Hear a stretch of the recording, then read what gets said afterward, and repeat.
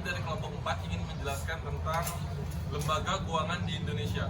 Lembaga keuangan di Indonesia. Lembaga keuangan di Indonesia adalah institusi yang menyediakan layanan keuangan, termasuk penghimpunan dana, penyaluran kredit, serta berbagai produk dan jasa keuangan lainnya. Lembaga ini berperan penting dalam mendukung kegiatan ekonomi dan investasi. Contoh lembaga keuangan di Indonesia. Yang pertama, Bank Umum yang terdiri dari Bank Mandiri dan BCA dan juga BRI. Yang kedua, Bank Perkreditan Rakyat yang terdiri dari BPR Cipta Rasa dan BPR Karya Jaya.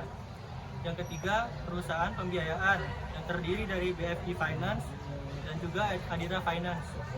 Yang keempat, asuransi yang terdiri dari Asuransi Jiwa Manulife dan Asuransi Allianz.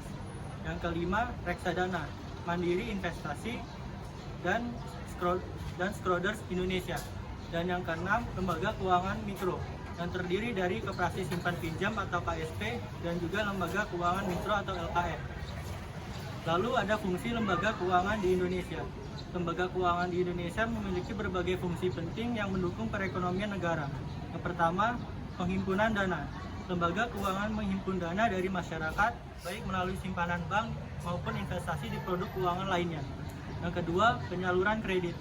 Mereka memberikan pinjaman kepada individu usaha kecil dan korporasi untuk berbagai kebutuhan seperti modal usaha, pembelian rumah atau pendidikan.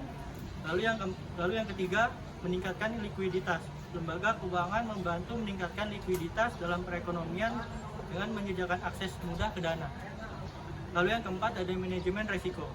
Melalui produk asuransi dan instrumen keuangan lainnya, lembaga keuangan membantu individu dan bisnis mengelola risiko finansial.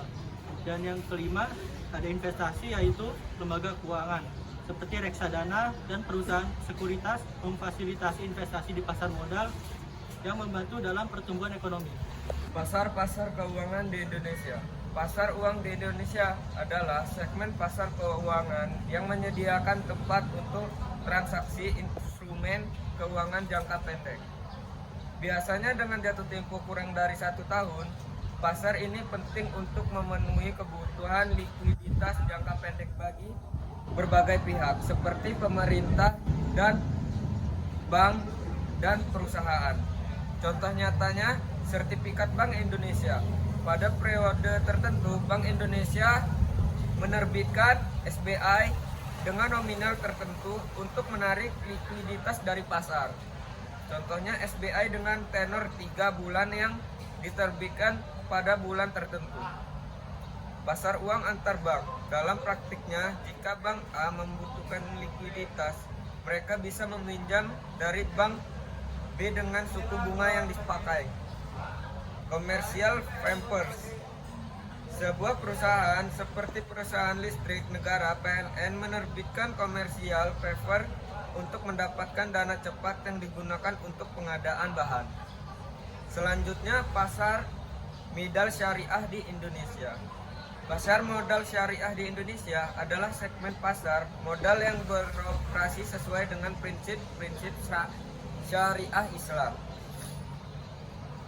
Ini meliputi berbagai instrumen investasi yang sesuai dengan hukum Islam seperti saham syariah, suku, dan reksadana syariah.